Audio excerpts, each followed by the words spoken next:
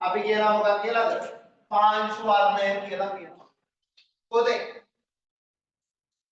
එක එකාගේ පියවිය හැට එක එක වර්ණ එක එක විදිහට පේනවා. ඈ ඇයි? පුතේ සමහර කොල්ලෝ ඉන්නවා. රැට පාරයක් දිගේ ඇස් දෙකයි දකුයි විතරයි පේන්නේ. අඟුරු කෑල්ලවයි. දෝණි මොකක්ද කියන්නේ? සුතාර්ති කියලා කියන්නේ.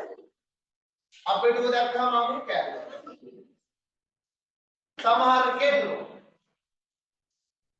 පුතේ උට සුතාර්ති දෙය කෙල්ලෝ පේන්නේ රත්තරන් පාටට. මගේ රත්තරන්. පුතේ එක එකාට පාටවල් පේන්නේ එක එක විදිහට. ඒ නිසා එක එකාට ඕන විදිහට වර්ණය නිර්ණය කරන්න බෑ.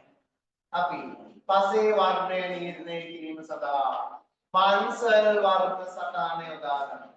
පැහැදිලිද? එක එකාට පේන විදිහට පාට කියන්නේ නැහැ. මන්සල්ට පේන විදිහටයි අපි වර්ණ කියන්නේ. මන්සල්ට හීලා වෙච්ච අකුබල.